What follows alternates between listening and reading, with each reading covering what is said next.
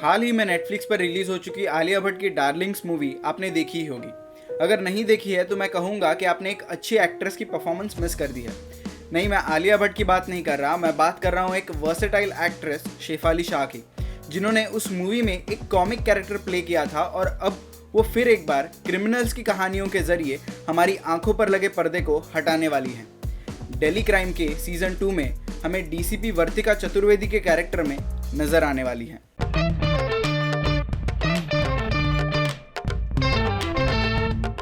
Hey viewers, this is Aniket Pragati and welcome to our YouTube channel popcorn previews, जहां बातें होती रहती हैं और फिल्में चलती रहती हैं। तो अगर आप भी हमारी इन बातों से जुड़ना चाहते हैं तो इस चैनल को जल्दी से सब्सक्राइब कर दीजिए, इस वीडियो को लाइक कीजिए और अपने थॉट्स हमें कमेंट करके बताइए।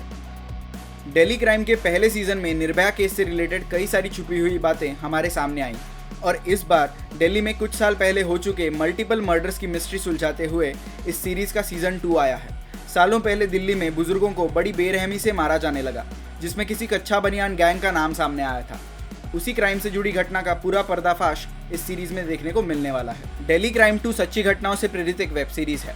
एक ऐसी क्राइम ड्रामा सीरीज है जिसे तनुज चोपड़ा के द्वारा डायरेक्ट किया गया है। इस सीरीज में शेफाली शाह मुख्य भूमिका में नजर आएंगी और उनके साथ ही इन केसेस को सॉल्व करने के मकसद से यहाँ रसिका दुग्गल, राजेश तेलंग, आदिल हुसैन और अनुराग अरोरा शामिल होंगे। इस सीरीज में दिल्ली में हो चुकी कुछ पुरानी और बहुचर्चित क्रिमिनल एक्टिविटीज को प्रिसाइजली प्रेजेंट किया गया है, जिसमें क्रिमिनल्स के द्वारा एक के बाद एक बहुत ही बेरहमी से बुजुर्गों की हत्या की जाती है, जिसके कारण दिल्ली में और आसपास के इलाकों में दहशत का माहौल बन जाता है। अब इन सारी घटनाओं की वजह से पुलिस प्रशासन के सामने एक बहुत ही बड़ी जिम्मेदारी उत्पन्न हो जाती है कि वो कातिलों को जल्द से जल्द पकड़े। ट्रेलर की शुरुआत में डीसीपी वर्तिका चतुर्वेदी इस बात को हाईलाइट करती हैं कि दिल्ली में रहने वाले महलों के लोग गैर कानूनी काम के लिए दिल्ली की बस्तियों में रहने वाले गरीब लोगों को हथियार की तरह इस्तेमाल करते हैं और उन्हें पैसे देकर उनसे गैर कानूनी काम करवाते हैं। और वहीं से आगे शुरू हो जाती है एक ऐसी कहानी जो हमें हिला कर रख दे। कुछ ऐसे मर्डर केसेस जहां पर मर्डर करने वाला किसी सिग्नेचर स्टाइल के साथ मर्डर करे।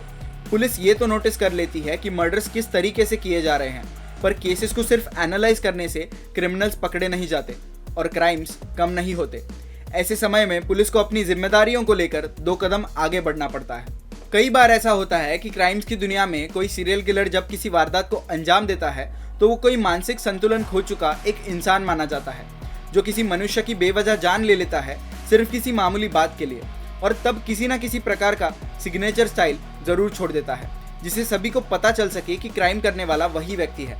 शायद इस सीरीज में भी ऐसी ही टेंडेंसी से जुड़ा हुआ कोई क्राइम देखने को मिलने वाला है। ये जो भी क्रिमिनल है वो लोगों को बड़ी ही बेरहमी से मार रहा है और वो लोगों को मारने के लिए हथियार के रूप में कुल्हाड़ी, हथौड़ा या आयरन रॉड जैसे हथियार का इस्तेमाल कर रहा है। और एक ध्यान देने वाली बात यह है कि क्राइम करने वाले ये लोग किसी का मर्डर करने से पहले अपने पूरे शरीर पर तेल लगा कर जाते हैं, जिससे कि कोई उन्हें पकड़ने की कोशिश भी करे तो भी पकड़ ना सके। अब यहाँ से शुरू होता है पुलिस का असली काम। पुलिस निकल पड़ती है क्रिमिनल्स की तलाश में, गिरफ्तार कर लेती है अलग अलग लोगों को जिन पर उन्हें शक है और समझाती है किसी बॉर्न क्रिमिनल का मतलब।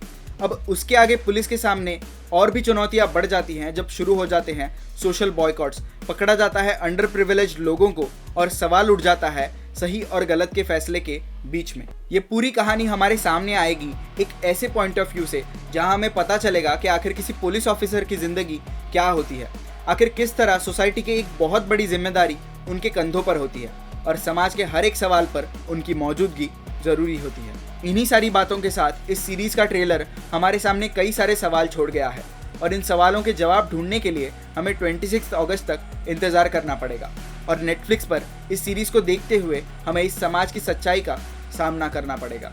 थैंक यू सो मच इस वीडियो को यहाँ तक देखने के लिए, और हम आगे भी ऐसी ही मज़ेदार फिल्मों की बातों के साथ वीडियोज़ लाते रहेंगे। लेकिन आपके पास एक मौका है कि आप कमेंट करके हमें बता सकते हैं कि आप अगली वीडियो में कौन से फिल्म का रिव्यू देखना चाहेंगे, और आपकी कमेंट को फीचर करते हुए उस फिल्म का रिव्यू हम आपके लिए लेकर आएंगे।